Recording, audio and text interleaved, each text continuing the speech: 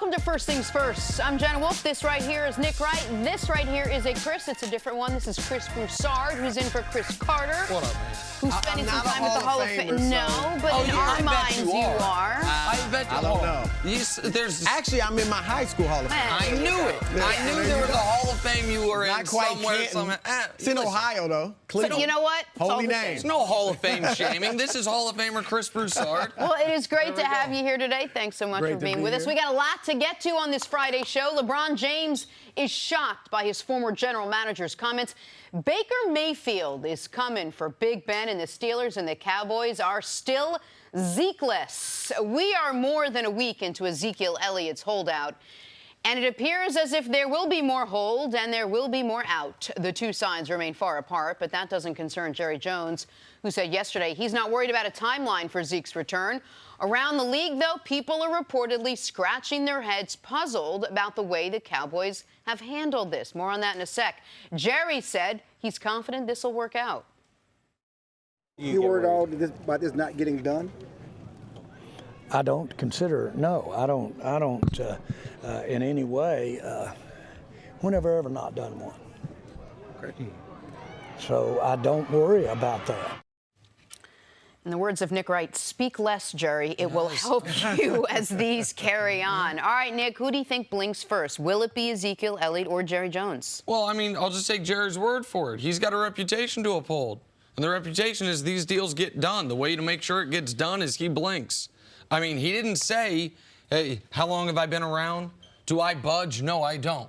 No, he said, have I not got one done? We know how he can get one done. Come up on the number, come up on the guarantees, maybe come up on the years. According to Jane Slater, they were miles apart on everything. Bridge the gap on at least some of those things. Ezekiel Elliott is in a very unique position with this particular team and this particular owner because they do have questions about how good their quarterback really is, because their owner is as invested in winning as any owner in professional sports, not just financially, but personally, and because their owner, like I think a lot of people, and I don't say this lightly at all, like a lot of people as they get older, they start thinking about legacy. They start thinking about how I will be remembered. And Jerry Jones, we know, he's not an insecure guy, but has always had a little bit of a, I won 3 titles, and it's not Jerry Jones's titles, it's Jerry Jones and Jimmy Johnson's titles. It's 2 double J's there. And this would be Jerry Jones and Stephen Jones's titles. This would be him and his son, rather than him and a coach that he had a falling out with. And so I think Zeke does have enormous leverage in this very unique situation if he will hold the line. So if someone's going to blink, I think it would be Jerry Jones. See, I think Zeke is the best running back in the game. I take him over Barkley, Bell, all of them. I think he's that good. However, I don't think he has all the leverage. And I think the things Jerry said, now yesterday what he said, that comment, that was probably the most conciliatory comment he's made, that, you know, when have I not gotten it done? But up to that point, everything they're saying, he and Steven, suggests they're going to play hardball. And the fact that they went out and signed Alfred Morris, obviously he's not Zeke, but they also drafted 2 running backs in the draft. Why? I don't think they definitely didn't foresee Zeke holding out, but they did foresee down the line, maybe this could get hairy and we may have to part ways. You hear Jerry Jones quoting analytics type stuff, right? Where do you think he's getting that from? Stephen Jones, I think, has more say now in terms of the finances and how they're going to spend the money. That's been a good thing for them, but I think that's different than the past. Here's how I would play it, honestly. And I haven't heard many people say this. I would, unless Zeke comes, you know, back to camp, I would go ahead and start the season without him. They got 3 of the projected to be the worst teams in the league to start: the Giants, the Redskins, the Dolphins. You should be able to beat them even without Zeke, okay, if you're a Super Bowl contender. And see how your running game looks in those games. Even if you win the games, but your running game isn't good, then I think that's when you go back and get Zeke, just like they did with Emmitt Smith back in 1993. But look, Tony Pollard, I think, has some promise. I'm not saying any of these guys are Zeke. Mike Weber has some promise. The offensive line is one of the greatest in the league. And you're going to have a new offensive coordinator, so a little bit of a revamped offense. So here's where because of who they play early, here's one of the reasons I think it plays into Zeke's favor, not the Cowboys' favor. When you have Giants, Washington, and Miami as your first 3 games, and you do want to be a Super Bowl team, you have to go 3-0.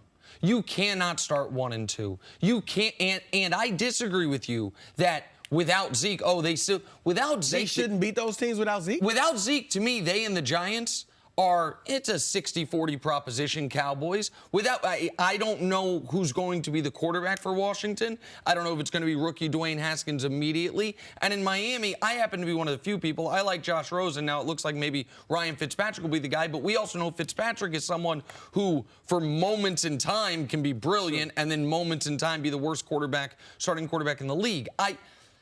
If they start off 1-2 with that being their opening 3 games, their season's over. And so it's a hell of a gamble to say, because if I would almost feel better about playing hardball with Zeke if I started at New England, home for the Saints. Because it's like, you know what? With or without Zeke, we might lose those games. Let's see how we look. The Cowboys are in a position where if they're trying to get to the 11 wins it's probably going to take to win that division, 3 of them have to come in that first month. And I just think this offense, we saw them for 6 games without Ezekiel Elliott when he was suspended. Now, they didn't have Amari Cooper. I understand that. They didn't have some of the offensive line as well. Correct. Agreed. But and Tyron Smith missed the beginning of that stretch. And in those first 3 games of those 6, they scored 22 points total. And the other element here is they want to pay Dak. One of the reasons they want to pay Dak is the confidence for Dak, all these things. Sure.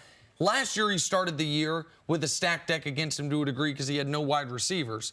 If he starts this year with no Ezekiel Elliott, does that set a bad trend for him for the season? The contradiction that bothers me is the one that we keep hearing sometimes with Jerry Jones and Zeke's side, but we haven't heard anything from Zeke. So all we're hearing is from Jerry Jones and Stephen Jones. So Jerry Jones comes out yesterday and said, you know me, I'm going to get a deal done. Stephen Jones, who we'll also talk about a little bit later, came out and said the Cowboys don't want to be handing out any record-setting contracts. If I'm Ezekiel Elliott's team, I hear that and I say, oh, we're nowhere near anywhere, because if we want to start at Todd Gurley's number, this is going to be a record-setting contract. So I think between Jerry and Steven, they both need to get on the same page of how they're going to handle it. Well, I think Steven's going to be, obviously Jerry has the final say, but I think he's going to give Steven the leeway to do what he wants to do financially. That's been good for this team. And look, the bottom line is, as much as I like Ezekiel Elliott, the analytics and everything say you don't need to overpay your running back. And he's a great one. That's why I would wait and see. We've seen Chris Carson last year in Seattle, 7th-round pick. Phillip Lindsay, undrafted rookie. C.J. Anderson fills in admirably for Todd Gurley. We've seen so many running backs just come out of nowhere. I would give Weber and Pollard a try behind this offensive line against those 3 weak teams. So here's the counter to that, because I believe in the numbers entirely, and I think teams, even in the most pass-happy time in NFL history, teams aren't passing enough. I think people are, you set up the play action by establishing the run. That's actually a myth. The whole, you need 30, if you run the ball 30 times, you always win. Well, that's because you get the lead passing, you hold the lead running. I agree with all of that. And I understand the philosophy of you can get 80% of the production for 10% of the cost, kind of what you're talking about, right? I think the Dallas Cowboys need 100% of the production. And I think that bridge between 80% and 100% for this team with that limited of a quarterback in a year they truly think they can win back-to-back playoff games for the first time in, I think the first time in 20 years, you cannot go into the season with an arm tied behind your back. And to Jenna, to your point, they shouldn't give Dak a record-setting deal. They shouldn't give Amari a record-setting deal. Zeke's got to be sitting there saying, but you should give me one, because to Chris's point, I'm the best running back in football, so I actually should be paid like the best running back in football. Here's a crazy idea. Go get Melvin Gordon. Give him $10 million a year. And then see what happens. Take a break. Coming up, LeBron James firing back at his former GM. That's next on FS1. You can always check us out on the Fox Sports channel on Sirius XM. We're back right after this. Welcome back. We'll talk about LeBron James in just a second, but first, Mets, White Sox, Jeff McNeil, great catch before going into the net. Nice. Look at that. What's worse here, a baseball into the stands or a human body into the stands? No. A baseball could have really hurt somebody. And by the way, see, the netting actually helped there. He doesn't land on those hard plastic bleachers. I like that. Football is back. Broncos-Falcons pregame. Julio Jones showing off the hops there. Beautiful catch. Oh, well, catch-ish. I don't think he got control with 2 feet. He just kind of, and he tipped it to himself. It's good catch. Look at that. Hold on, look. There's the bar is high. Because the gloves are Chris so Carter's gooey not and here, sticky so I now. gotta critique it. All right, to the actual game itself, Denver's Brett Rippon connecting with Juwan Winfrey for a spectacular game-winning touchdown. Jenna. What? You know how I know it's officially football season? Tell me. Because Atlanta plus 2.5 loses like that. I mean, we are minutes into the season, and it's a double-tipped catch for me to lose my bet. I'm covering the whole game. All right, Chargers-Rams, joint practice. Watch how Keenan Allen lays out to secure this one. He's in your neck of the woods. Oh, there you go. Yep, He's in your neck of the woods out West Coast, Chris Broussard. He's one of the more, to me, underrated of the receivers when we talk about the best in the league. He's starting to get a little bit of love, but yeah, he is underrated. All right, to the latest jab at LeBron James now. His former general manager, David Griffin, sat down with Sports Illustrated and opened up about his time with LeBron in Cleveland.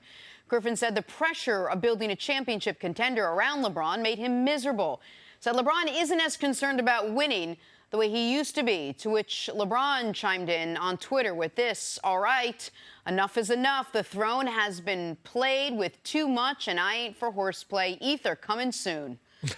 Chris Broussard, your reaction to how this all played out? I tell you what, if I'm a Lakers fan, I love that. Oh, yeah. If this is what it takes, and I think LeBron was coming out with a great season anyway. I mean, he always has a great season, but I think he was really coming with some heat this season. But now to see people doubting him the way they are, and especially a guy he has a good relationship with in David Griffin, a guy that they did something historic together in winning that championship in Cleveland in 2016 for several reasons.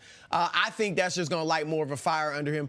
I don't agree. I give Griffin credit. He is a candid guy. I give him credit for being candid and honest, but I don't agree with the sentiment. One, to say LeBron, look, maybe if he's saying in Cleveland that once LeBron got them that title, he felt he didn't have as much to play for, I maybe could give you that just because now you've delivered Cleveland his first title in 52 years of any sport.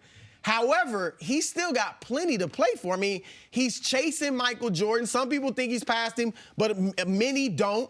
And so he's chasing Michael Jordan. You also have guys in this era now beginning to win rings like you. Steph Curry's got 3, like LeBron. Kevin Durant, Kawhi Leonard have 2, like LeBron's got 3. So he needs to win more rings just to even separate himself. You know he's a better player, but separate himself from some of these other superstars who are winning almost or just as much. And then the bottom line is, look, in 2017, they get to the finals. 2018, they get to the finals. Now, in 2017, I do think seeing Kevin Durant go to the Warriors could make you feel like, man, can we beat this team? But that didn't show up on the court for LeBron. No. In 2017, LeBron James, after the point in his career where David Griffin said he's no longer an animal about winning, that year, as defending champs, he leads the NBA in minutes per game and set career highs in assists per game and rebounds per game. And in the playoffs, averaged 33, 9, and 8. And if we remember, through the Eastern Conference, they went 12-1. Right. The Warriors swept everyone. They had one loss, a 3-point loss to Boston, and that was it. The next year, when David Griffin is gone and LeBron is on the least talented team he had been on since 2008 or 2009 in Cleveland, he leads the NBA in games played and minutes played, sets new career highs in assists per game and rebounds per game, and in those playoffs, ups it 34, 9, and 9 with 2 game winners. And if you're not animal about winning, game 7 in the first round, 45-8-7 in a must-win game. Game 6 and 7 in the conference finals against Boston, 41-13-9 averages. And how about game 1 in the finals? And game 1 of the finals, 51-9-9. So it never showed up in Cleveland. Now, you want to say last year, people say, oh, he went to L.A. because he's more focused on off-court endeavors. The Lakers right now are the second best odds to win the title, right? So, like, it seems like the move to L.A. has good championship, at least hopes there. I'm puzzled by these comments because, first of all, I want to say this. I really like David Griffin. I really respect David Griffin. And so does LeBron, seemingly. Well, as of at least 24 hours ago. I mean, I can't speak for him now. They've had a good relationship. A good enough relationship that Griff 2 weeks ago reached out to LeBron and asked him to tweet about David Griffin's wife's vineyard, and LeBron did it. I know, and I assume you do as well, from talking to people right around LeBron, they were shocked by this, caught totally off guard, and don't know where it came from. And when you mention Griff being candid, he absolutely is. But I've talked with David Griffin multiple times since he left the Cavs, and this has never been his messaging point. It's never been that he's talked about pressure, but he's never said he was miserable. He's always talked about LeBron buying in and about how they had a good partnership. He's talked about being frustrated that people thought LeBron was running the team and he didn't get credit that he was the one making those moves. But I don't know where these comments come from, and the idea that LeBron was less focused on winning, to me, there's no reality to stem that from. Well, we should mention there were a number of things. This wasn't a sit-down to just talk about LeBron. It was David Griffin's life David Griffin story. And where he's come to and how he ended up where he is right now. I wonder how much of what he said, they just pulled the spicy comments and perhaps there wasn't enough context that was pulled along with it. We talked about how he said he was miserable when LeBron won there, but a lot of it was because he wasn't able to implement his own plan, and it was less about a knock on LeBron and more about, impeding his path towards what David Griffin wanted to do. The context they put that the story was written in made it seem like exactly what you said, but that Griff would have almost been happier had LeBron not gone there and had he been able to build a team and work through the journey of, can we make the playoffs? Can we get to the second round? Can we become a conference contender? Can we win the East? All that. And here's the thing, though. The goal of sports is to win. Period. Win it for the fans and win it for the players. It has nothing to do with the happiness of the general manager, with you playing fantasy basketball and having fun building a team. That's not what it's about. It's about winning. And the chances are great, as good as David Griffin is as a GM, that if LeBron doesn't go there, they lose. They never get really to become a good team. Maybe don't even make the playoffs ever. David Griffin gets fired, and then isn't this hot GM candidate that he was before going to New Orleans, and maybe doesn't have this job right now. And with respect to David Griffin, who I think is a very sharp basketball guy, I know he doesn't have this job right now. The reason he had his pick of jobs, because New Orleans was a plum job in this regard. Whoever took that job knew they were going to be able to trade Anthony Davis and get that bounty. Now, they didn't know they were going to get Zion, but they knew they're going to have a good draft pick plus whatever they get for Anthony Davis. And David Griffin was able to kind of lay in wait. He had other GM opportunities that he didn't take because he was waiting for the best job for him. And I wish him well. I really do like him, and his story is an interesting one, where he's fought through cancer. Yeah. And he is a basketball lifer. But there is a cottage industry of folks that are waiting for moments to try to attach themselves something to attack LeBron. LeBron got criticized for opening the public school because people all of a sudden found out public schools are paid for with tax dollars. Who knew? It's crazy invention. Like, he got attacked this week for how he parents his kids. And so David Griffin, after 2 years in media and being a sharp guy, knows saying these things in any context is going to, again, put a target on the back of the man who delivered him the greatest moment of his professional career by an enormous margin. And it seems so out of character for Griff that it surprises me. So what you said, Jenna, about was there a different, were there other quotes that put this better into better context that the writer didn't use? We don't know. I don't want to criticize or critique the writer like that. But if that's the case, Griff needs to come out publicly and say this was my intention. You can't just say it behind the scenes, sure, off the record and all that. You have to come out publicly and say And just quickly, how do you think LeBron responds? Will this be a thing where we wait for the season to start and you see it there, or are we going to hear more from him? I don't think you'll come. Will there be more cryptic tweets or Instagram posts? Possibly. But I think the bottom line is he's going to come out. This is good for the Lakers. I'm telling you. Because he was getting questioned even before this. And I look, the challenge is there. Kawhi didn't go. He went to the Clippers right across the hall. I think this is all good for the Lakers, and LeBron will show it on the court. When's the next episode of The Shop? I wonder if Mav asks him about it, and that's how we find out. Yeah, that could be good. All right, take a break. Coming up, let's talk some football. Cowboys stars all want big money, but do they all deserve it? That's next on First Things First. Back here, First Things First, former All-Pro running back Brian Westbrook joins the conversation. Good morning, Brian. Good morning. Welcome back to another fun-filled season of NFL football. It's good to first time here this season, right? Yes, first time here for the football season. I'm glad that it's back. Good game last night. Good. What are you looking at, Nick? You're looking at something. Nothing. I'm just excited to talk football with you guys. Sure, that's what that is. All right, let's start with some stories to start your morning. The Melvin Gordon situation in Los Angeles getting a little bit spicier. The Chargers running back has requested a trade, to which the team has denied that request. Reports are Gordon wants $10 million plus per year. Brian, how do you think this plays out? Unfortunately, I think for Melvin Gordon, it's not a great situation. This is a passing team. Phillip Rivers leads this football team. They're not the Dallas Cowboys. They're not going to run the ball 350 times a year with Melvin Gordon. And he has some injury problems. There's a bit of an issue there. I think they pay him a little bit of money this year just to make him happy, to bring him in. They have championship aspirations. But I think going forward, he may be out of the Chargers. If he thinks he's getting more than $10 million per year, he's drastically overstated his market. All right, let's move on to the Saints. Michael Thomas got his big payday, 5 years, $100 million, $61 million guaranteed. Breeze commented on the deal saying, quote, prices keep going up.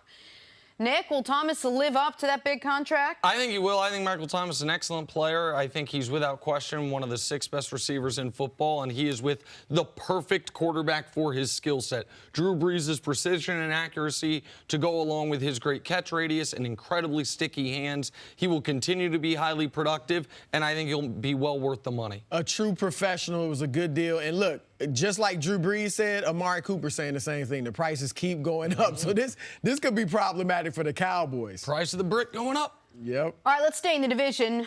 Speaking of a guy that wants to get signed and the price will go up, Julio Jones appears to be next in line to get a big deal. In fact, the Falcons GM says he wants Jones to be the, here we go, highest paid receiver in the league. Cris, does he deserve to be?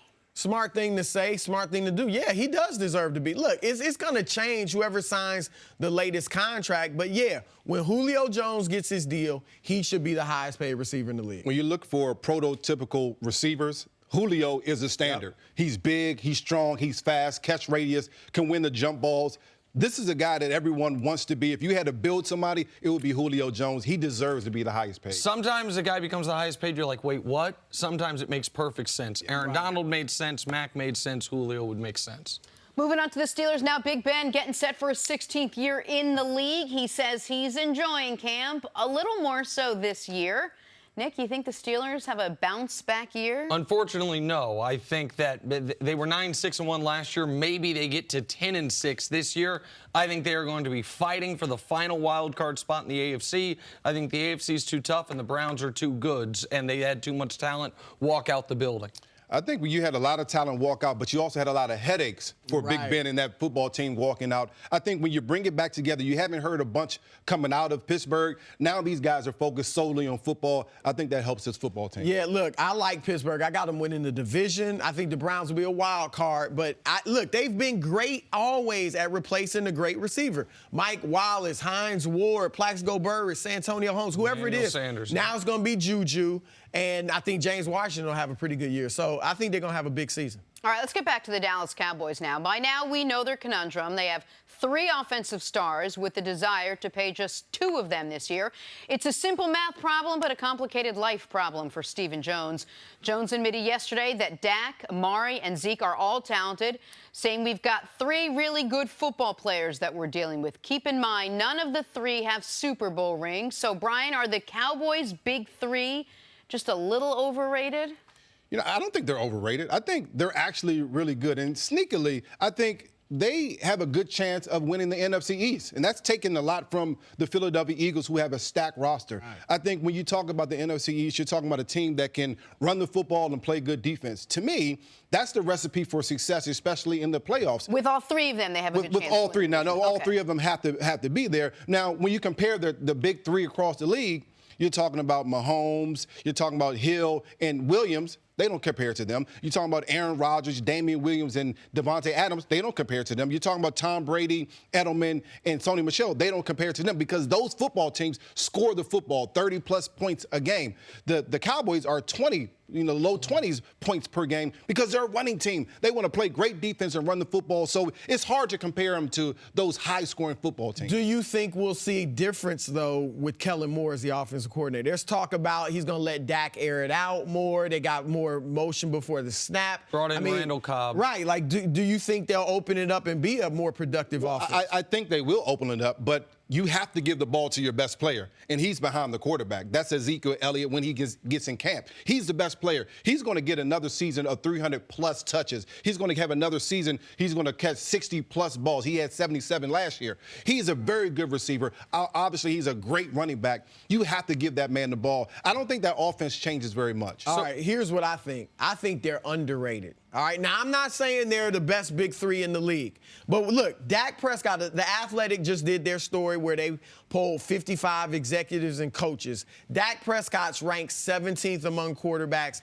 a tier 3 quarterback. CBS Sports, SI.com, thedraftnetwork.com, they all ranked the wide receivers. Amari Cooper was in the top 10 in none of them. He was actually 17th in the Draft Network. And then Ezekiel Elliott, I saw Maurice Jones-Drew, which baffled me, but he had Ezekiel Elliott as the 4th best running back in the league behind Saquon Barkley, Alvin Kamara, which I put him definitely ahead of Kamara, and then, Le'Veon Bell. Oh. Okay, so I think, if anything, they're underrated. This is a team that went 7-1 when they had Cooper, all 3 of these guys, to end the season. So, again, not saying they're the best big 3 in the league, but I actually think they're underrated. The biggest difference between them and all the other big 3 is the quarterback talent.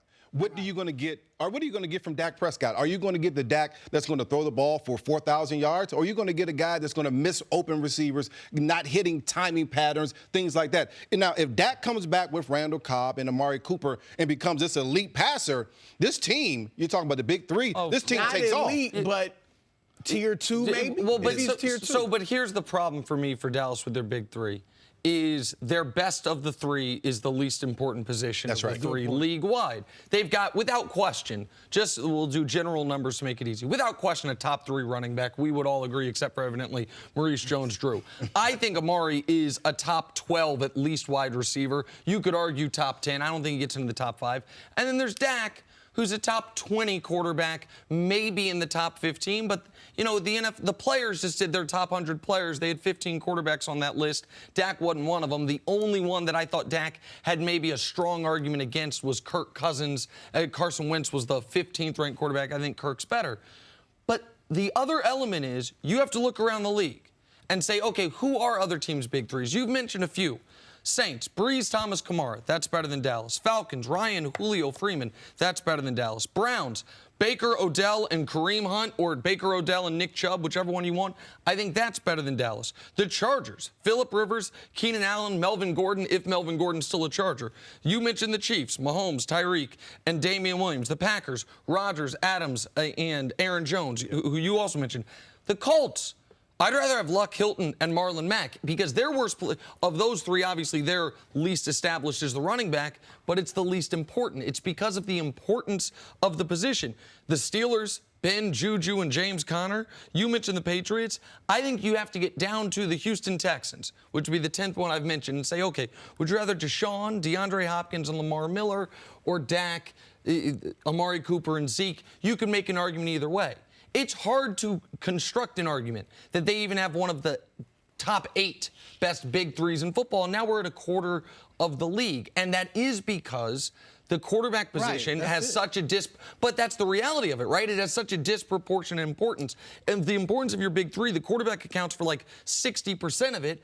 And of all those teams I listed, the Cowboys are weakest at that spot. Well, it's a passing league. We all know that. I think the way that they play football is totally different, though. They want to run the football. They want to play great defense. They want to sit their defense on the sideline while Zeke runs up and down the field. To me, that's still a recipe for success. It doesn't. The numbers won't ever match up with the top 3 in any of the leagues. And that's not the theory lead why, but for the Cowboys, they've made it pretty clear that Ezekiel Elliott is seemingly the most. I mean, yeah, they're going to pay Dak for sure, but it seems like that whole offense rolls around Ezekiel Elliott, that he is the focal point. It has, but that's not, as Jerry said it, and maybe is this a revolution in his thinking when he said you don't need a league-leading rusher to win a Super Bowl. That's why I think another reason they may play hardball with Well, yeah, you may not need a league-leading rusher, but you have a league-leading rusher because your quarterback isn't an elite quarterback right now. That's the big difference. Those other teams have elite quarterbacks. Dallas doesn't have that at this point. There's an element of the chicken and egg here, which is, does Dallas play this style because it is the style most conducive to winning, or do they play this style out of necessity? Do they play this style because if you ask Dak to drop back and throw it 35 to 40 times, you are in a really rough spot? That they play an old school style and an effective old school style, but if they had their druthers, they would actually air it out a little bit more, use Zeke as a counterpunch rather than the main jab that they hit you with repeatedly. I think in today's NFL, it has been shown, and this is where Steven talks about the analytics, slightly above average passing is so much more valuable than elite running. The question is, do you even have slightly above average passing, or do you have replacement level passing that can only be average or above when you bring in Amari, when you have all the offensive linemen there, when the defense is stacking up against Zeke? And because that's the other element. It's what does Dak look like if defenses aren't more concerned about 21? Like, that's the unknowable for the Cowboys is, even if you got someone that could replace some of Zeke's numbers, they're not going to replace the defensive looks and the defensive attention that he receives. And how does that negatively affect Dak Prescott? But that's where the new schemes that Kellen Moore is going to put in are going to supposedly open things up. So, look, even without Zeke, with Scott Linehan's kind of basic formations, they were 4-4 with Dak, at quarterback. That's not great, but it's not horrible. So I think they are going to open it up a little bit more. And I think Dak physically is not what a lot of the great quarterbacks are. But I think he has the intangibles. I think he's a winner. I think he's a leader of men. And I think he can become a tier 2 quarterback. And I think we're going to see some of that this year. The big question for Dak will always be 3rd and 5. Can you make that completion? Can you find a way to get the ball to Amari Cooper when you have 8 guys in the box, like you mentioned, Nick? Can you get that completion? He hasn't proven that consistently he can do that. Say for what you just said, we all seem to talk about Dak as if he's not going to take that next step. We're all like, but, you have your quarterback in Dak, but he'll never really be that elite guy, so you have to build around him. But. At this point, as he enters this year, are we past assuming that he's not going to get better, that he's not going to make the leap? He's got a new quarterback coach. He's got the offensive coordinator there. Well, I think the new coordinator, I think the new quarterback coach, I think his coming into his next year of his progression as far as a player helps him. I think Jason Witten helps him, bringing him back helps him. You add another weapon in Randall Cobb, that helps him. These are all security blankets for a quarterback that has struggled just a bit in the past. You add a running back that's going to get, instead of 322 carries, maybe 285 carries. That's going to help this football team evolve and score more points. That's what they have to do to win. But this is where they put themselves in such a rough spot. We talk so much about will they or will they not pay Zeke. We take as a given they're going to pay Dak because they've talked for a year, well before. You could argue right now he hasn't earned the contract extension, but certainly when they were 3-5 before they were 3-4 before they traded for Amari, hadn't earned the extension then. They were already talking about paying him then. You laid out all the things we think Dak needs in order to take that next step. He's got the great offensive line, needs the running back. You've got the veteran tight end, Randall Cobb in the slot, a number one wide receiver in Amari Cooper. Man, you are going to be paring away those weapons or totally revamping your defense with DeMarcus Lawrence making $21 million a year once you pay Dak Prescott, which is why the critical moment for the Cowboys is right here and now, which is, I know it's not the conversation we're having this second, but it's why Zeke knows, hey, good luck without me, y'all. Yeah. Like, you know what I mean? We will see how everybody looks if you are not focused on me. All right, we're going to have much more on the Cowboys and whether Zeke will actually miss some regular season games. Still ahead on First Things First. We are back here at Brian Westbrook, and we are going viral. Check out Odell Beckham Jr. making one-handed grabs from a jugs machine. His fellow receiver, Rashard Higgins, putting a lot of faith in those hands. Oh, he's standing right behind him. Speaking of hands, Odell hitting the speed bag. All right, Brian, our football guy out here, how helpful are these drills for elite pass catchers like yourself? Well, I think the one-handed catches are really, really important to do because there's a lot of times we've seen Odell catching the ball with one hand throughout his career here. So we've seen Cris catching the ball with one hand. One-handed catches are important to be able to do it. Usually you want to use two, but one-handed is important. The speed bag, I'm not so sure how much it's going to help you football-wise, but just being in condition, mentally stimulated, that helps receivers. I like it. I wouldn't, man, I love Odell, and I think he's the most talented receiver in the league. I ain't standing behind him, though, while that jugs machine comes in. Is there any receiver in the league you would stand behind? Nah, man, I wouldn't even, not even our guy Cris Carter. Nah, man. Face too important. Cris dropped a brick last week. He did. Scared me. Brian Westbrook, let's talk about your former team, the Eagles. Carson Wentz, whose last 2 seasons were cut short due to injury, is back and healthy, and in this, his 4th year in the league. He's getting high praise in training camp. Peter King said Wentz looks a little Brady-ish. Brian, can Wentz have a Brady-like impact on this team? And if so, what, in your opinion, would that look like? You know, we talked about receivers. We talked about the prototype Julio, tall, big, strong, can run. I think Carson Wentz, quarterback-wise, is a prototype. 6'4", 6'5", right. Big, strong, athletic, can run, can use his feet to get out the pocket, has great pocket presence, has arm talent. He does all those things great. Same thing as Tom Brady. The big difference is his understanding that I mean more to this team than a couple more yards. I mean more to this team than holding on to the ball to throw the ball down the field. Tom Brady understands it. Right. The Patriot ship goes because of Tom Brady. That's the big difference. The other thing is that there are levels to this. Carson Wentz has never played in the playoffs. He's trying to fight to play 16 regular season games. Tom Brady, we're not talking about getting into the playoffs. We're talking about getting home field advantage so that we can play in the Super Bowl. Carson Wentz, there's levels to it. He hasn't reached the level that he's consistently playing in the playoffs or even playing in the playoffs so he can compete for a Super Bowl. This year is going to be huge for him. And there's the other element, which is where Brady has excelled seemingly from the moment he took over from Drew Bledsoe, which is being a galvanizing force within the locker room, and even as he's gotten older, learning how to connect, which is, I imagine, very difficult at this point in his career. He turns 42 tomorrow. As a guy that is in middle age, not just football middle age, but real life middle age, in a locker room full of guys, the majority of whom are 26 and under, connecting with them, not feeling above them or beyond them, even though he's the most famous football player in the world, one of the wealthiest professional football players of all time. All these reasons that he would have to be separated from his teammates, he stays connected. The stories coming out of Philly after the end of last season was that is something Carson struggled with to a degree. And even if they were overblown somewhat, they didn't seem to be made up out of whole cloth because Carson has said, I need to improve on some things. We've had some other guys, even in defending him, acknowledge there was some truth to it. So for Carson, there is what you're talking about, which is, yeah, it's great to be compared to Brady. One guy's been to 9 Super Bowls. The other guy hasn't played in a single playoff game.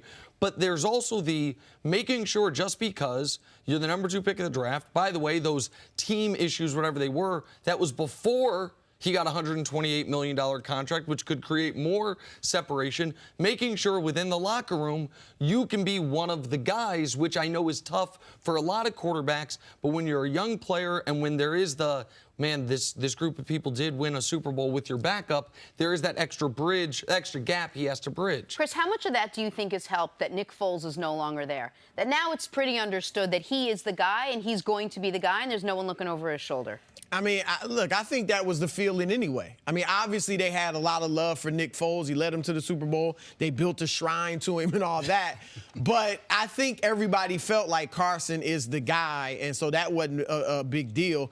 But the thing is, look, correct me if I'm wrong, the context of Peter King's quote about looking Brady-esque was physically. Right? He said he lost some weight. Yeah. He's changed his nutrition, his training.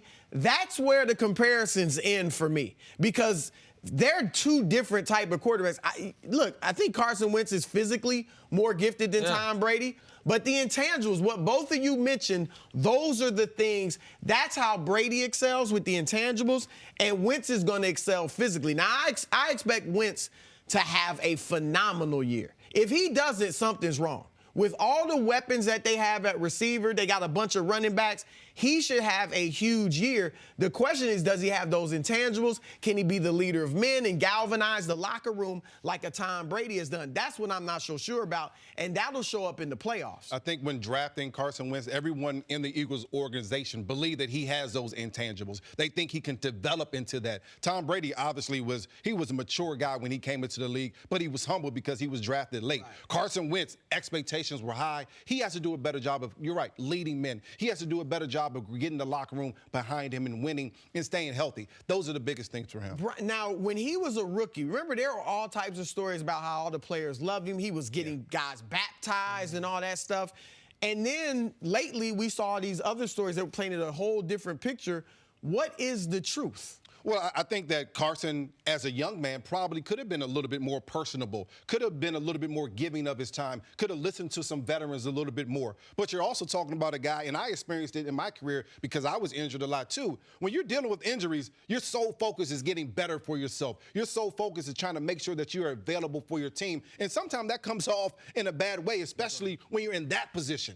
And the quarterback position is different than a running back. I was focused on winning and trying to help my team. When you're hurt and spending hours and hours and hours in the training room, it doesn't help you. Unfortunately, Carson has done that. And in Carson's defense, what we saw publicly on the sideline when he was in the box or on the sideline, when Foles was going on the magical run, and then even last year when Foles took over and they start winning and Carson's down there, they win the playoff game on the double doink.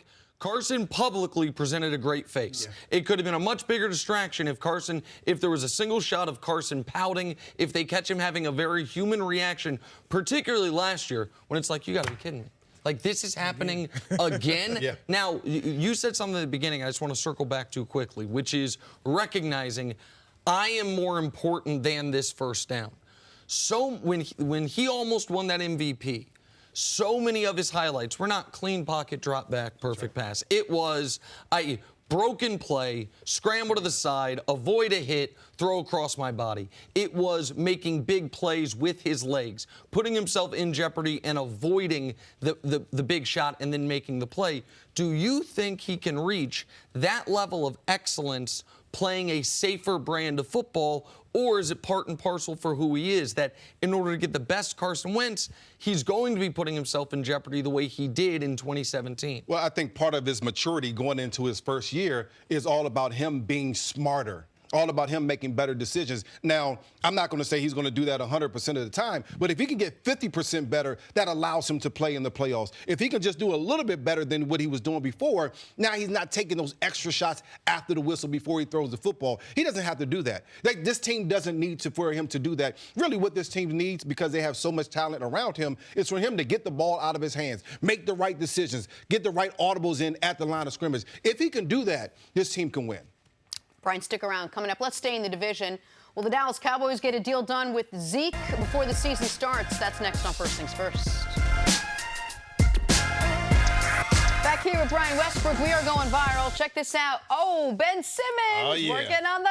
Well, he'll be working on the jumper eventually. There it is. That's a 15-footer right there. All right, Brian, what do you think? A lot of Ben Simmons videos rolling out. That left elbow looks tucked in. The jump shot looks fluid, looks fresh. He's taking it at least. against some NBA talent. Is that what that was? Was that NBA Rodney talent? Hood was out there. Okay, There was some okay. guys out there. There was some tall guys You out hit there. it, though. The Hands in elbow. the face. Yeah, That's big. elbows tucked in a lot. The elbow was good. Looks much better. Listen, no, you guys know I'm a huge Ben Simmons fan. I'm the one that always defends him on the show. We were talking about this beforehand. When you see him do this, to me it frustrates me more. Just take 2 threes a game. Take 2 mid-range jump shots a game. Like, you don't have to be hyper efficient. If he shot 32% from 3 on 2 attempts a game and took a couple mid-range shots a game, nobody'd say a mumbling word about him other than, wow, it's a really good young player, great size, great defense. It's because he took 25 shots all year outside of 15 feet. They're like, you got to be kidding me. And when you see him do it, you're like, oh, he could do it. It's a mental thing, man. He's not comfortable with it, and he doesn't want to look bad. Man, I look bad on TV every day, bro. It's not that bad. I'm telling you, it's not that bad, man. All right, let's get back to the Cowboys now. We are more than a week into Ezekiel Elliott's holdout, and the two sides do still remain far apart. That doesn't seem to concern Jerry Jones, who said yesterday he's not worried about a timeline for Zeke's return. Around the league, though, people are reportedly scratching their heads, puzzled about the way the Cowboys have handled this. Jerry said he's confident it'll all work out. You worried about this not getting done? I don't consider, no, I don't in any way, whenever ever not done one. Okay. So I don't worry about that. All right, Brian, who blinks first, Zeke or Jerry? You know, this is a tough one for me because I think from the player's view, you're saying I've outperformed my contract and I should be getting paid like the best running backs in the league. And when you look at the numbers, Zeke certainly should be getting paid as the best in the league. But also as a team, you're saying, listen, you got 2 years left, and we can't pay you like the best. Here's the thing that I think is going to happen. You're going to get him a contract close to what Todd Gurley is. Then you can throw in some incentives to help him exceed that amount because you have 2 years left. That's what they should do. This team is built around him. This offense, you spend a lot of draft picks and money on your offensive line. You protect your quarterback through the run game. This is a running team. You can't have your best player, who is your running back, out of camp and not there for the first game of the season. See, I think, as you said, they have been built around Zeke the last 3 years. I think in their mind, they want to get away from that a little bit. They have the great offensive line, so they're probably thinking, all these other teams are finding 7th-round picks, undrafted rookies that can run behind a great line. Maybe we can do that. Maybe with a different offense, more motion before the snap, better receiving core. Dak throwing the ball a little bit more. Dak running the ball a little bit more. We don't have to be as Zeke-centric. And that's why I say, look, I'm unique in this, but I would be open to starting the season. Maybe it's only the first game.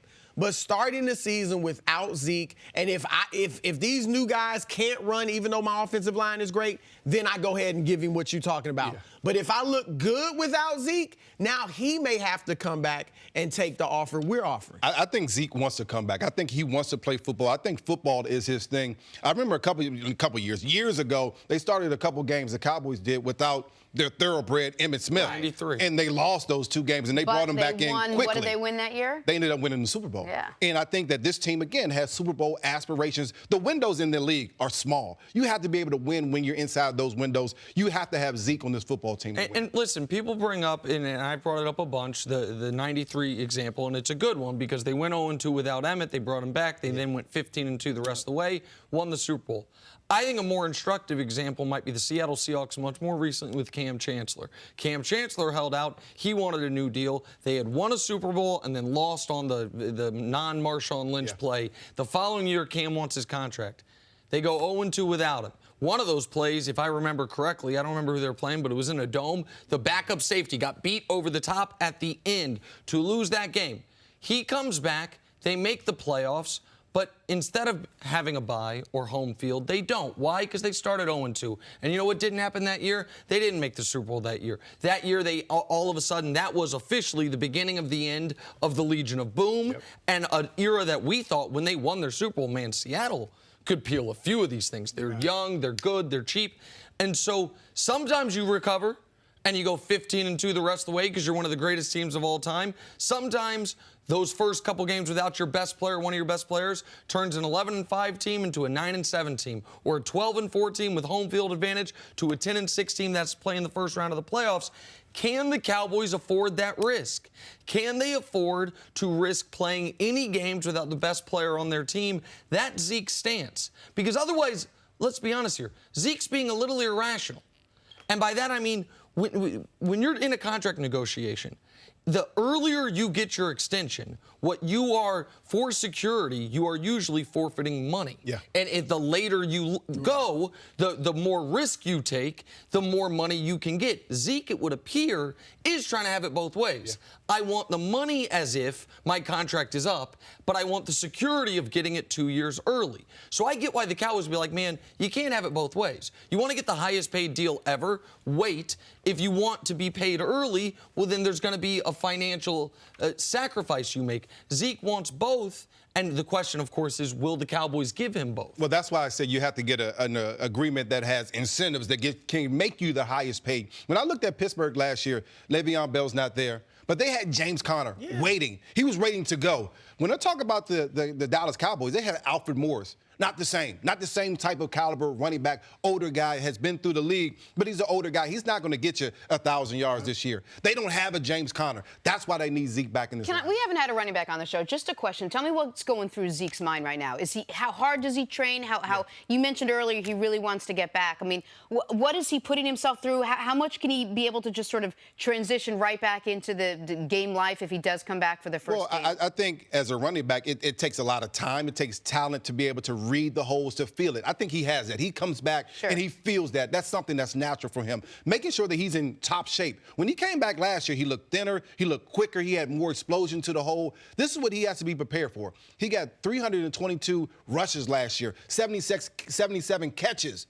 That's almost 400 touches for a running back. That's an awful lot of touches. To me, Le'Veon Bell had the same argument. I know I'm going to get 350-plus touches. I don't want to wear myself out and not get paid. I think Zeke's argument is valid because he's the most important part of the team, but he also knows I'm going to touch the ball an awful lot, and the shelf life on a running back is very, very small. Look, you have to make as much money as you can. We've heard Stephen Jones and Jerry Jones referencing analytics more and more, all right, during this whole time. Take it for what it's worth, because, like I said, I think Zeke's the best running back in the game. The analytics say he's not that great of a red zone performer. That's true. He's 16th last year in red zone efficiency as a running back, 10th in his 3 years in the league in red zone efficiency. But is that from the quarterback play? At stuff. Possibly. That's the question. But I think that's what they're looking at. I think they're clearly looking at the Todd Gurley deal.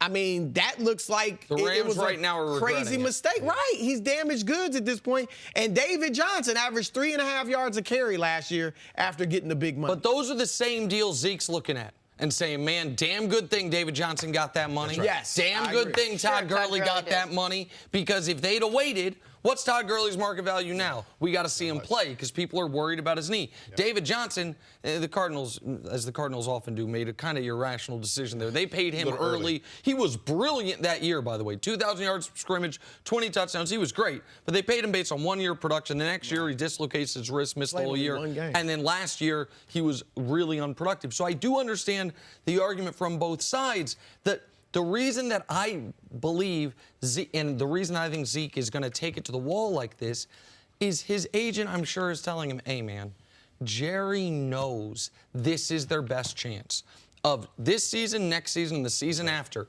They are not going to be able to have as much talent on the roster, known talent. Now, maybe draft picks will turn into something, but La'el Collins, Jalen Smith, Byron Jones, Dak Amari, all pending free agents. You've got 3 offensive linemen making $12 to $15 million a year moving forward. You just made DeMarcus Lawrence one of the 3 highest paid defensive players ever. All those guys we know are going to be there this year. We have no idea which ones will be there next year. So if you want your best chance to win a Super Bowl, it probably was 2016, the 13-3 year, the rookie year, the year that home field went through Dallas, but they got Mason Crosby and Aaron Rodgers in that game, and there's nothing you can do. So is Jerry going to risk punting on this year in Jerry's, we talk about Tom Brady's age 42 season, in Jerry's age 77 season, or is he going to say, you know what, man, what's a few $1 million here? We'll figure it out later. That's what Zeke is banking on. That's, to be honest, what I'm banking on. That's why I think the Cowboys are going to play. Meanwhile, Zeke is still in Cabo, and there's no decisions yet at this point on Dak and Amari. We'll take a break. Coming up, back to basketball is David Griffin right that building around LeBron was miserable. That's next on First Things First.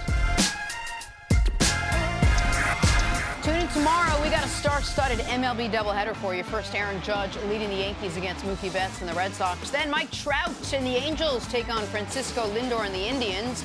It all starts at 12:30 p.m. Eastern, 9:30 a.m. Pacific on FS1 and on the Fox Sports app. We will get to LeBron James in just a second, but first, a couple of highlights from last night. Mets, White Sox. Jeff McNeil, he stops for no one, makes the catch right into the net. Oh, I like the netting, first of all. Good job. Second of all, look out for the Mets now.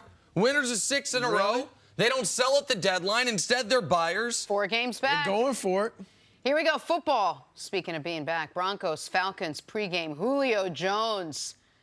Come on. Gloves or not, that's a It's nice not catch, bad. Broussard. I mean, it's a great catch, but that wouldn't even been inbounds in college. But let's just... He got 0 discuss how feet nice inbounds. that catch And was. it wasn't clean. It was nice. It was all right. But the gloves are so gooey and sticky now. Wow, you sound like you can't Chris drop Carter. anything. Your bar It's is true. way too high. To the actual game now, Denver's Brett Rippon connecting with Juwan Winfrey for You a gotta be kidding me, spectacular game-winning touchdown. You got to be kidding me. I mean, I know I'm not supposed to gamble on the Hall of Fame game, but how could you not? First chance to bet Gambled football. on the You lost Hall of money Fame on the Hall of game. Fame. Atlanta plus 2.5 was too good to pass up, and then you lose on this. man. Lose on that. Knock it down, kid. He's trying to make the big play. Trying All to right, impress the Chargers, coaching Rams, staff. joint practice. Watch how Keenan Allen lays out to secure that catch. I like that one. I'll take that over Good Julio. camera work, too. You said this is following a him. joint practice? Yeah. Surprised I didn't lose money on that. Chargers minus 6.5, the joint practice. Keenan Allen, short of the goal line. All right, let's get back to basketball. LeBron James' former general manager David Griffin took aim at the King in an interview with Sports Illustrated, said, among other things, that LeBron isn't the same animal about winning as he used to be. He also added that building a team around LeBron was not a great time, saying, everything we did was so inorganic and unsustainable and, frankly, not fun. I was miserable. The reason is LeBron is getting all the credit and none of the blame, and that's not fun for people. They don't like being part of that world. Nick, what was your reaction to reading that? We can deal with the miserable part in a moment because he's said before about the anxiety and about the pressure, and I imagine that is incredibly hard. But the last part I find so fascinating, where he said something that is repeated so often, it's just taken as a given. LeBron gets all the credit when his team wins and none of the blame when his team loses. And it's like if you say something, if enough people say something enough times, it just becomes fact. Like the only thing I can almost analogize it to is like what the term fake news means. Like fake news once upon a time meant intentional disinformation published to make it look like a real news article. And then enough people just called anything they didn't like fake news that now it just means the second thing instead of the first thing. The idea that LeBron is an athlete that doesn't get criticized enough, that gets a pass for things, is so 180 degrees from the reality in which we live in. LeBron's the only athlete in the world who we could do a week-long referendum on what type of sports parent is he, as we just did this week. LeBron's the only athlete in the world that would say, hey, here's $6 to $10 million of my own money to supplement a public school in Cleveland. And then there would be people waving their hands on television and be like, guess what, America? I just found out how public schools work. Turns out it's your tax dollars funding it as well.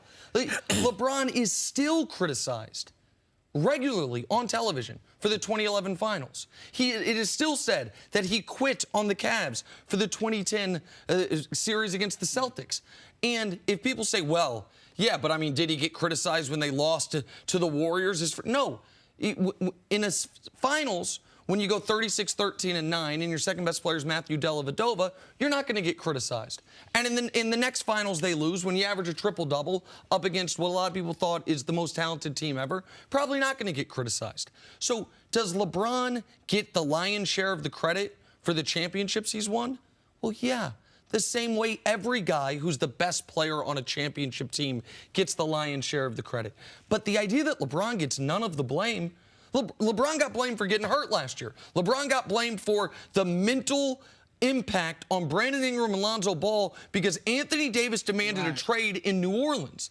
Like, this idea that LeBron skirts blame while only reveling in the glory, people who say these things, I just wonder, do you have televisions? Do you have radios? Do you read the internet? Do you see how he is covered unlike any athlete I've ever come across? So that's the part of this that just strikes me as, I know everyone says it, but it's just flatly not true. No, you're exactly right. Look, I've said it before, I'll say it again. He is the most scrutinized athlete in the history of American sports, period. And some of it's shows like this. Yes. Now, every day, when Michael Jordan played, there wasn't even national 24-hour-a-day sports radio for the most part.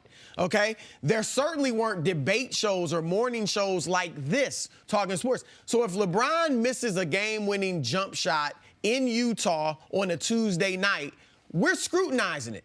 We don't remember Michael Jordan's misses. We only remember the makes and the great plays and all that. So you're right. He does get plenty of criticism. As far as getting the credit, this happens when you have these types of players. Michael Jordan, what did we always say about Jordan? Jordan and the Jordanaires. That's what it was, okay? Scottie Pippen was a Jordanaire.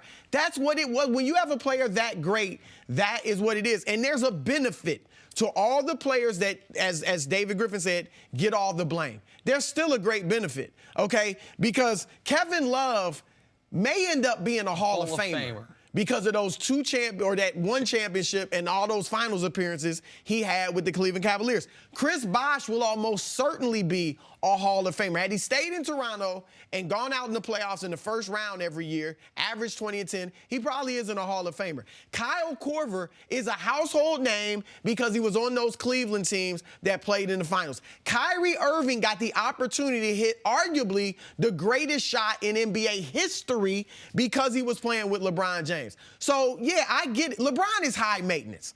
I get what Griff is saying. The one-year deals that put pressure on you to keep building around me. You know, the cryptic tweets and all of that stuff. Passive-aggressive and high maintenance. Yes, I mean, I get that, but the payoff is what sports is about. It's about winning. And you can go through a lot of the greatest players in history in any sport. A lot of them have been high maintenance. A lot of them have caused headaches in certain ways, but you do it because you get the end result. When you talk about the concept of the Jordan and the Jordanaires and you liken it to what LeBron, his aura, how do you think it falls on an equal superstar, or maybe a little bit less, but who could take over, in Anthony Davis? It's not going to be, you know, like what he had in Cleveland. It may not even be what he had in Miami, but a guy like Anthony Davis, that may not sit well with him. Well, Anthony Davis, he requested a trade to the Lakers, knowing LeBron's there, knowing the almost media ecosystem that surrounds LeBron and that surrounds the Lakers, and now that they're together, it's even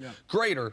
I think, though, LeBron has signaled, and I know he ended up not being able to give up his number, but tried to give up his number, and has signaled things like that, that he understands in year 17, when LeBron, I believe, truly does want to play far beyond this contract because he wants to have a chance to play with his son. And this idea, first of all, it might be, you might be an underdog for his son to even make the NBA, much less be a guy that can come straight out of high school. We're talking about LeBron playing 5 more years, 6 more years. He knows he needs Anthony Davis, and he knows at some point he's going to have to hand the keys to the car over to Anthony Davis. And so if LeBron were to treat Anthony Davis in this relationship the way he treated Kyrie Irving the first year they were together, I don't think it'd go over great. When he kept calling Kyrie a kid, and and it was, listen, I'm the vested champion. You've never had any success without me. But LeBron is much older than he was then, 5 years, and Anthony Davis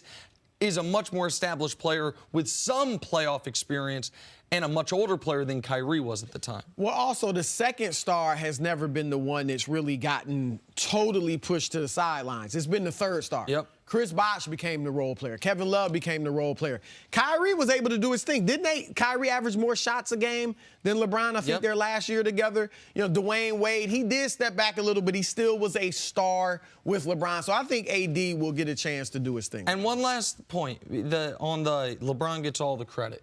That's the other thing that, by the way, is just not true.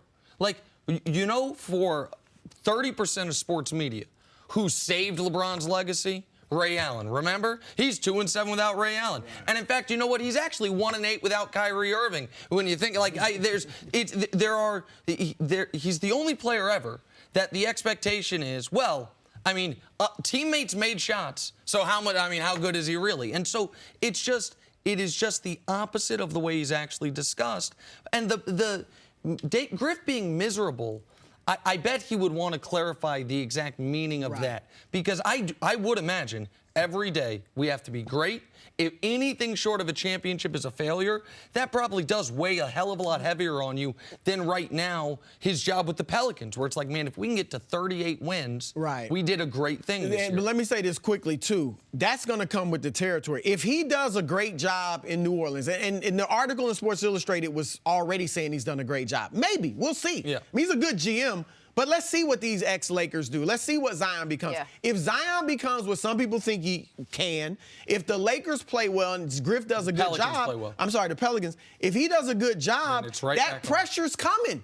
Because you get a little honeymoon period, but 4 years from now, they're going to be expected, if these guys play out and play well, to start winning championships or at least competing. Daryl Morey's life's been the last few years. Now the pressure's on him. The pressure's on. All right, let's take a break. Coming up, back to some football. Baker and the Browns are taking aim at Big Ben and the Steelers. Talk about that next on First Things First. Welcome back to the show.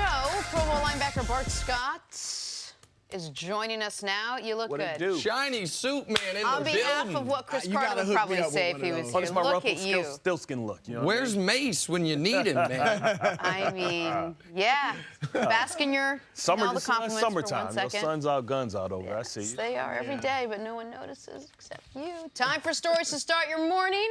Ezekiel Elliott is more than a week into his holdout. The two sides do remain far apart, but Jerry Jones says he's not worried about a timeline for Zeke's return. NFL executives are reportedly puzzled about how Dallas is handling this.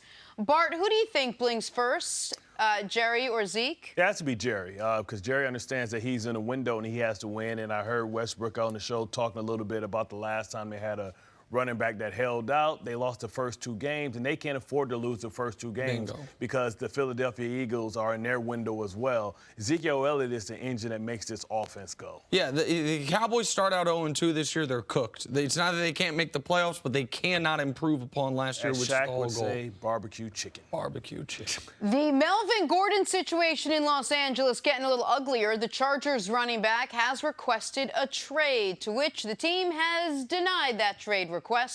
Reports are Gordon wants $10 million plus per year. Cris Broussard, how does this play out? Melvin better take that $10 million. He better. I'm sorry. And I like him. He's a very talented running back. He's productive, but one 1,000-yard rushing season in his 4 years. One season in which you averaged 4 or more yards per carry.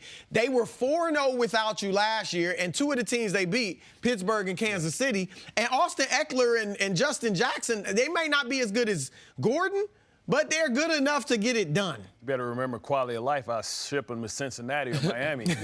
Man, he's overplayed his hand. I can't believe he's in a position where he thinks he can turn down $10 million a year. He's saying I'm better than Melvin David Gordon's Johnson. going to end up. That's what he's saying. Yeah, well, he's going to end up costing himself a lot of money.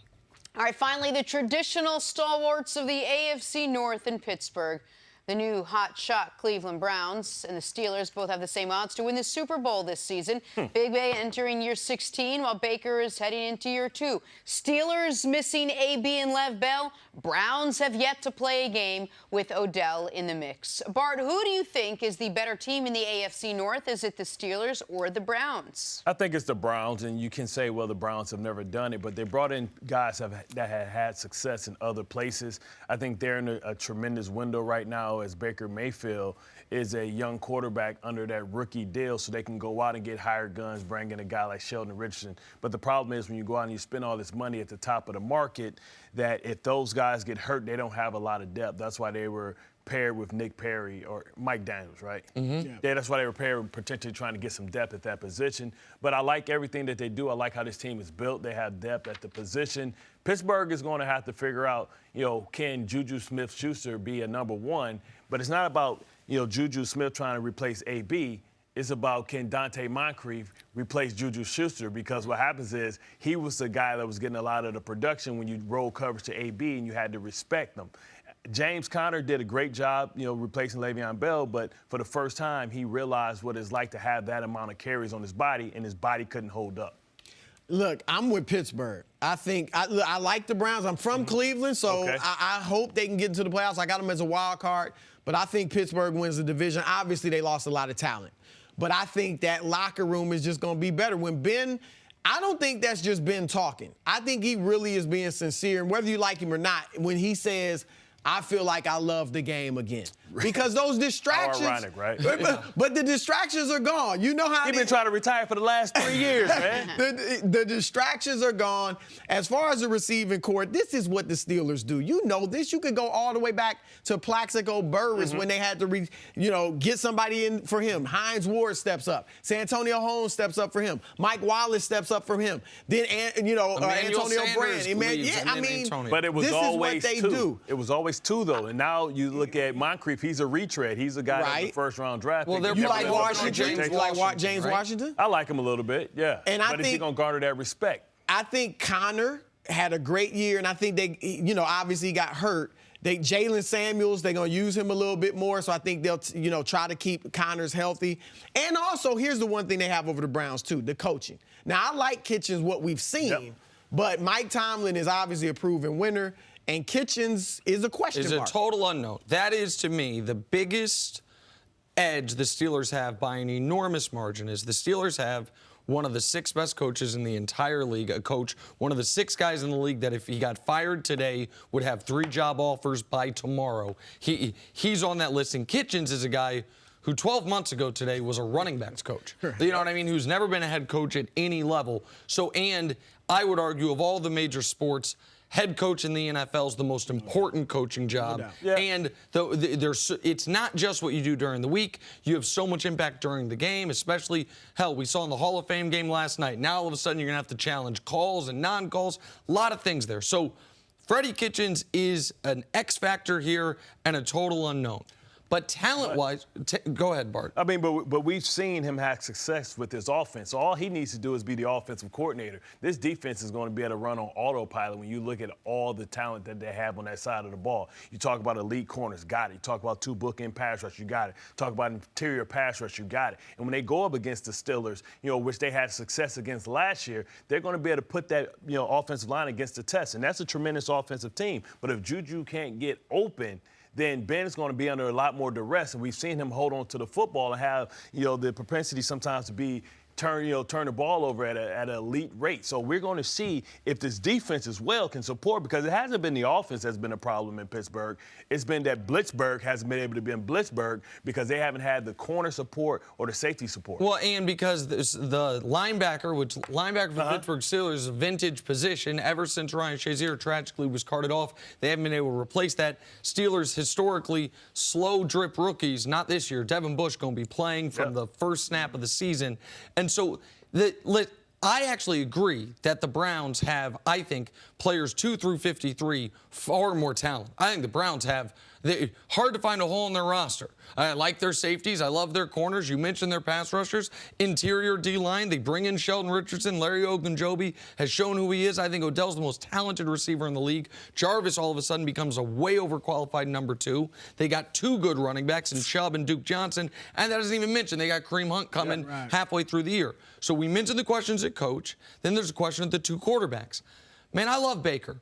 And we have seen in recent history, in year 2, Russell Wilson won a Super Bowl. Colin Kaepernick went to a Super Bowl.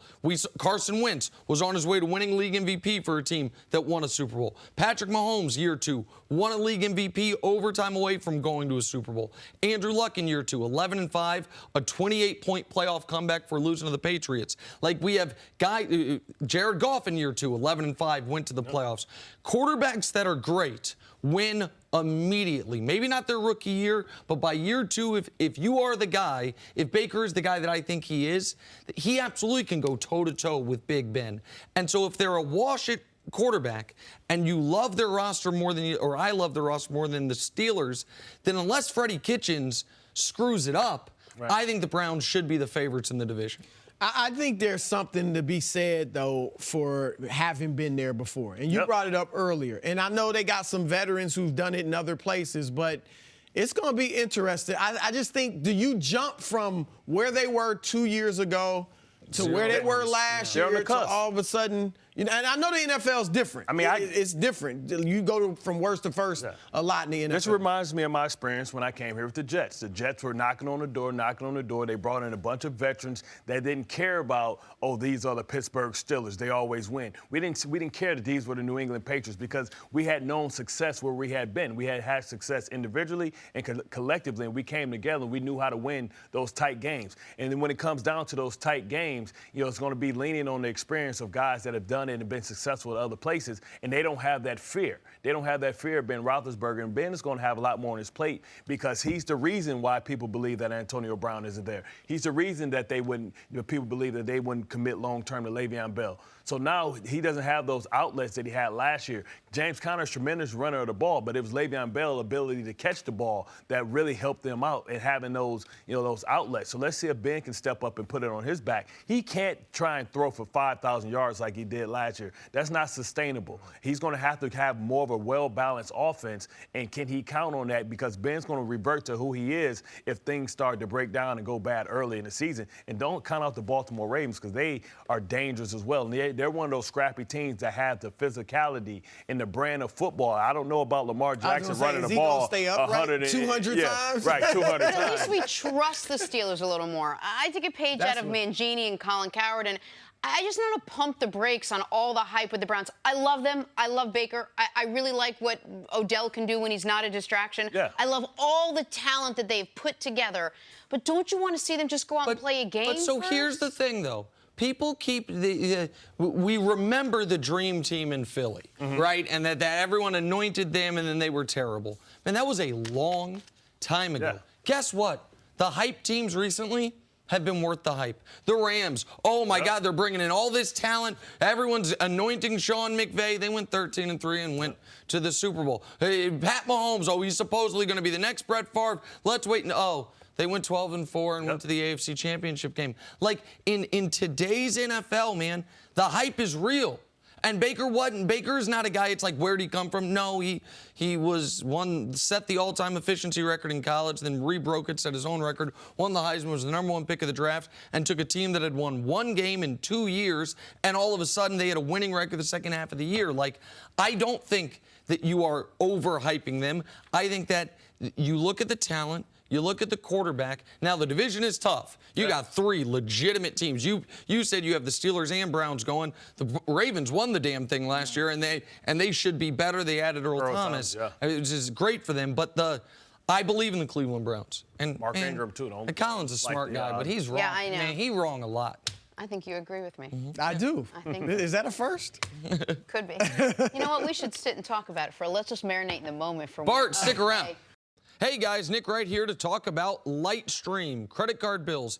Every month you get them with multiple payments and multiple due dates. Wouldn't it be easier to just have one payment at a lower rate? Well, you can with a credit card consolidation loan from my friends at Lightstream. Get a rate as low as 5.95% APR with autopay, lower than the average credit card interest rate of over 19% APR. Plus, the rate is fixed, so it will never go up over the life of the loan. You can get a loan from $5,000 to $100,000 with no fees. And you can even get your money as soon as the day you apply. Just for First Things First listeners, apply now to get a special interest rate discount. The only way to get this discount is to go to lightstream.com/FTF. That's lightstream.com/FTF. Of course, subject to credit approval, rate includes 0.50% autopay discount. Terms and conditions apply, and offers are subject to change without notice. Visit lightstream.com/FTF for more information. We got more to come. Cowboys stars all want big money, but they all deserve it. It's not First Things First. We got a great heavyweight battle for you coming up tomorrow as Brooklyn's unbeaten Adam Kovnatsky takes on Cris Arreola tomorrow at 8 Eastern, 5 Pacific on Fox and the Fox Sports app.